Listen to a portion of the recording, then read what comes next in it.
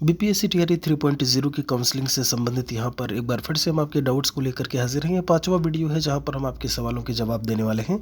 Video में last तक बने रहिएगा। एक हमने प्लेलिस्ट बना रखी है बीपीएससी टीआरई 3 काउंसलिंग 2024। यहाँ पर आपको आई बटन पर उसकी लिंक मिल जाएगी, वहाँ पर जाकर के आप वीडियोज़ देख सकते हैं। अपने डॉक्यूमेंट्स को उसी के हिसाब से तैयार करिएगा।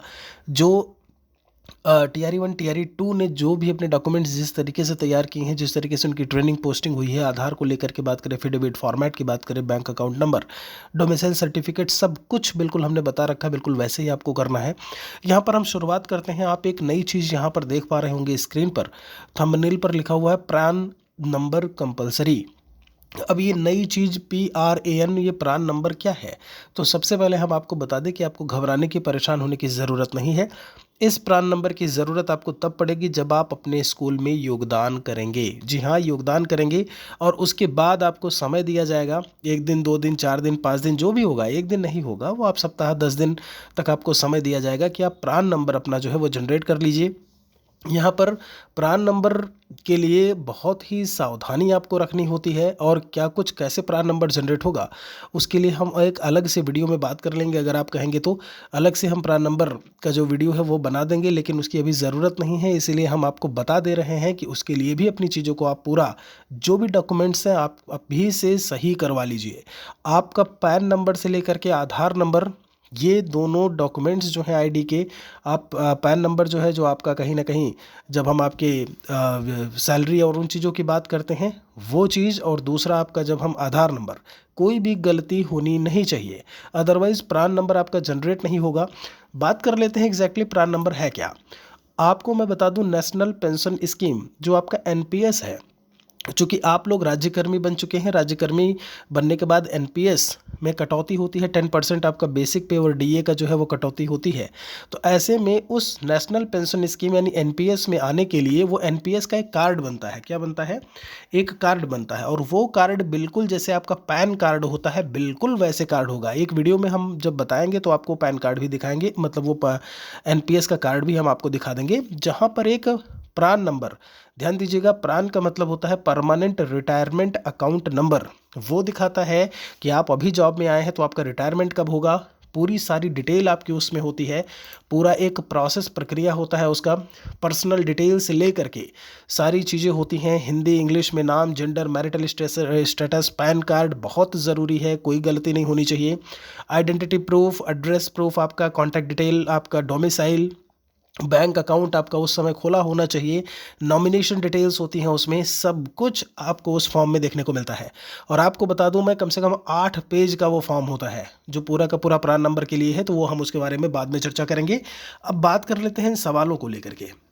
बैंक अकाउंट में चेकबुक भी देखिए, देखिए काउंसलिंग में मैं कई बार बता चुका हूं कि डॉक्यूमेंट वेरिफिकेशन या काउंसलिंग में आपको किसी भी प्रकार से बैंक अकाउंट की डिटेल, आप अपना जो भी अकाउंट है उनकी डिटेल, सैलरीड अकाउंट ओपन होना है, मैं बता चुका हूं, आप कहीं से भी ओपन करवाइए।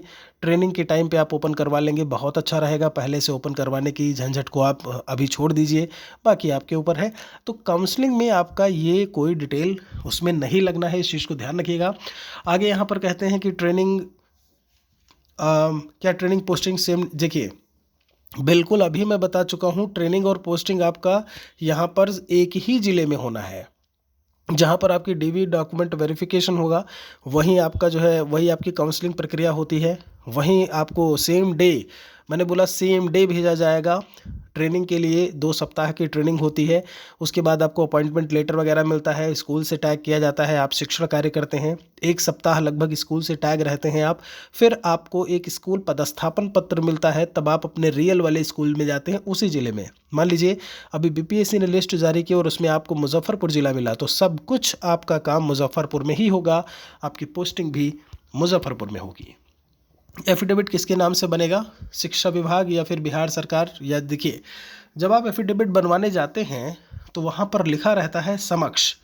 क्या लिखा रहता है? समक्ष करके लिखा रहता है, और उसमें लिखा रहता है सक्षम प्राधिकारी। इसका मतलब ये हुआ कि आप जो भी, और जब आप सक्षम प्राधिकारी लिख देते हैं ना, क्या लिखते हैं, समक्ष और फिर सक्षम प्राधिकारी।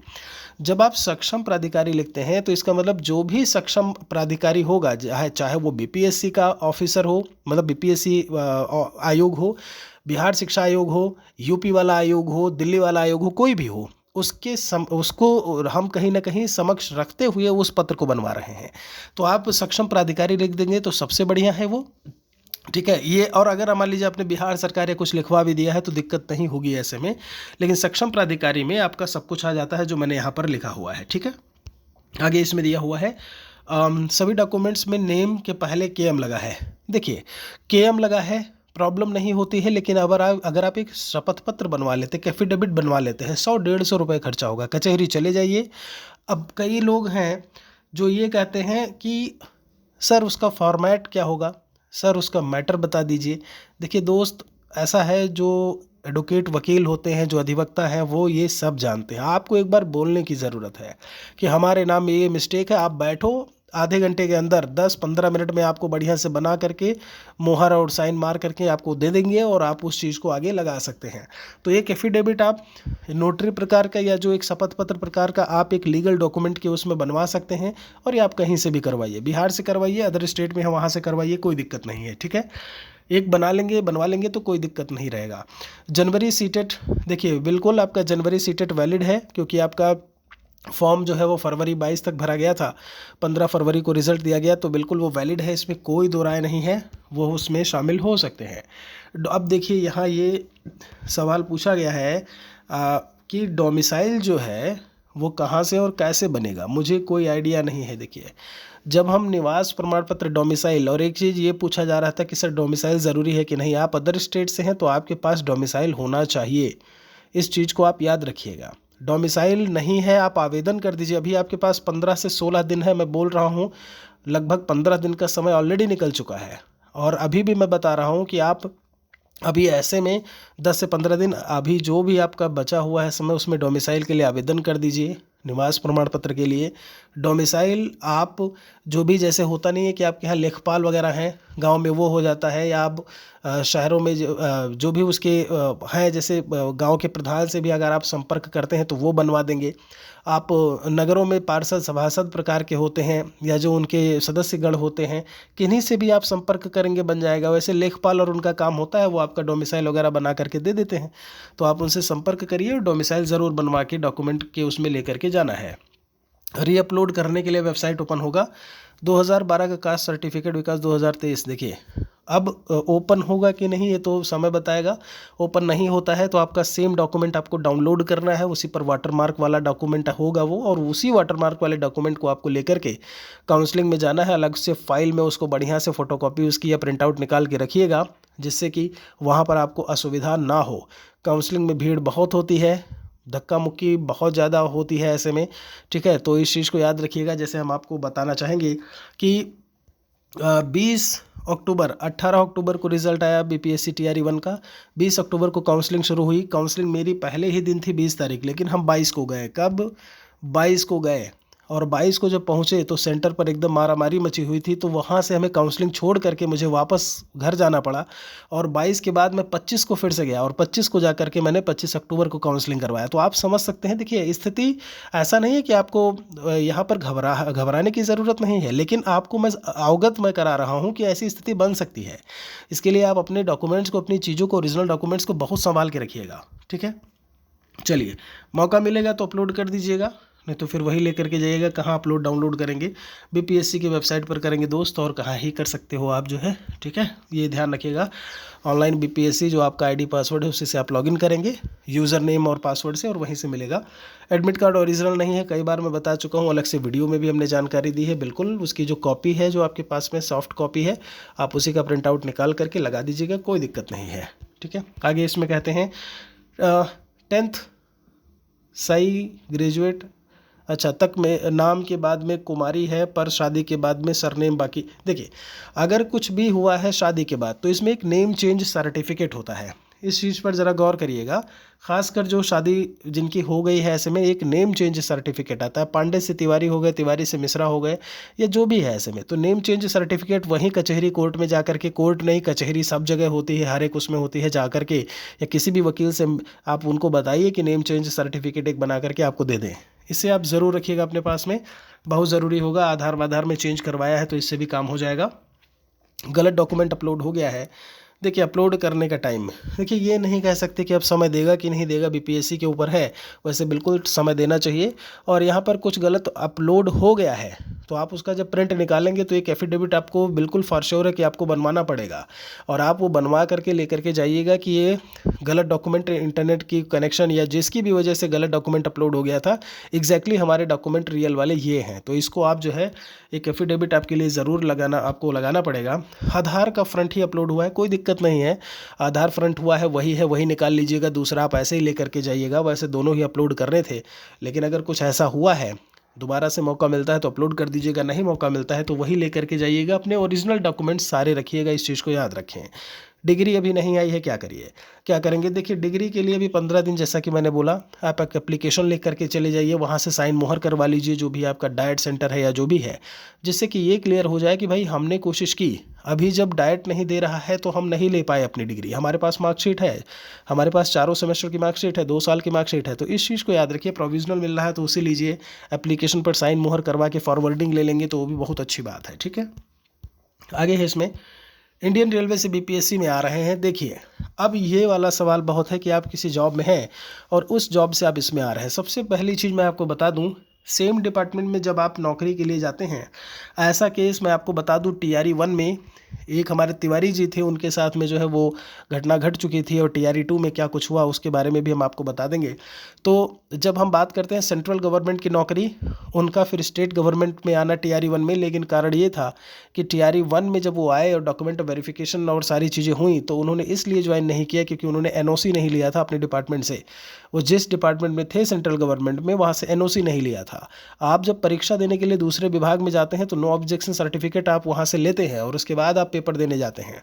अब यहाँ पर आप परीक्षा के बाद एनओसी की बात, रिजल्ट आ गया एनओसी की बात, तो ये तो समझ से परे है। आप काउंसलिंग में जाइए, आगे जो भी होगा वहीं पर पता लगेगा, इस चीज़ को ध्यान रखिएगा। अब बात कर लेते हैं दूसरे केस को लेकर के, उन्हीं तिवारी जी की बात करें। 1 to 5 में सिलेक्शन, फिर टीआरई 2 में उनका सिलेक्शन उन्होंने लिया 6 to 8 में, ध्यान रखिएगा 6 to 8 में लिया, एनओसी लेकर के लिया। फिर क्या हुआ कि सारी काउंसलिंग सब कुछ हुआ, और उसके बाद जब ये हुआ कि भाई अब हमें जाना है, ज्वाइन करना है स्कूल, ये सारी चीज़ें, तो ये हुआ कि भाई 1 महीने का नोटिस पीरियड है सेंट्रल गवर्नमेंट में उसमें, और उससे पहले आपको हम यहाँ से नहीं छोड़ सकते। और 1 महीने का समय इधर बीपीएससी ने नहीं दिया, इधर बीपीएससी ने 1 महीने का समय नहीं दिया, और ऐसे में क्या हुआ कि उन्हें जो है यहाँ बीपीएससी टीआरई 1 टीआरई 2 दोनों छोड़ करके अपने उसी जॉब में रहना पड़ा। तो ये एक रियल चीज़ जो एक्सपीरियंस हुई है वो हम आपको बता रहे हैं, इस चीज़ को भी आप ध्यान रखिएगा। आगे अब देखिएगा क्या होता है। अभी ऐसे में सर मैंने आधार कार्ड एड्रेस अपडेट कराया था, देखिए जो भी आपने अपडेट कराया है, मैं कई बार बोला हूं कि आप जेन्युइन पर्सन हैं तो आपको कहीं से भी घबराने की ज़रूरत नहीं है। दोनों ही आप जो भी आपने चेंज कराया है उसको भी लेकर के जाइएगा, ये भी लेकर के जाइएगा, दिक्कत समस्या कहीं होने वाली नहीं है। अगर आप असली व्यक्ति हैं तो घबराइए नहीं बिल्कुल से। देखिए कहाँ का होना चाहिए, अरे बैंक अकाउंट कहीं का भी, उससे थोड़े ना फ़र्क पड़ेगा, ऐसा थोड़े ना बिहार में ही ओपन करवाना है, नहीं। ट्रेनिंग के टाइम पे आसानी रहती है।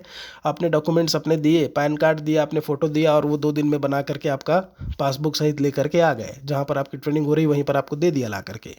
तो ये चीज़ है, बाकी आप कहीं से भी करवाइए, सैलरीड अकाउंट ही ओपन होगा, इस चीज़ को याद रखिएगा। मूल प्रमाण पत्र का मतलब बताइए जो है, अभी मूल प्रमाण पत्र नहीं समझ में आ रहा है कि एग्जैक्टली क्या है। तो मूल प्रमाण पत्र आपके देखिए शैक्षणिक प्रमाण पत्र होता है, 10th से आप जो है डीएलएड तक की बात करें, प्रशैक्षणिक में जैसे एस्टेट का हो गया, आपका सीटेट का हो गया, तो ऐसे भी मैंने इसमें जवाब दे दिया है ऐसे में। ठीक है, टोटल कितने दिन का ट्रेनिंग होगा, 2 सप्ताह का ट्रेनिंग होता है। ठीक है जी, तो चलिए यहाँ पर हमने ओरिएंटेशन, एक्सपोजर और उन सभी के बारे में हमने चर्चा कर दी, बता भी दिया। इसके पहले क्या कुछ है, सेम डे आपको भेजा जाएगा, अपनी तैयारी के साथ में आप आइएगा, समय आपको बिल्कुल से नहीं मिलेगा, तो अपनी व्यवस्था के साथ में आइएगा। ठंडी का मौसम है ऐसे में, बाकी रहने खाने और सबकी व्यवस्था जो है वो बिहार सरकार शिक्षा विभाग जो है अपनी तरफ से करती है। कोई सवाल है तो कमेंट में हमारे लिए लिखिएगा ज़रूर। बाकियों तक भी अनुरोध है आपसे, इस वीडियो को शेयर कर दिया करें जिससे सभी की सहायता होती रहे। शुक्रिया आप सभी का।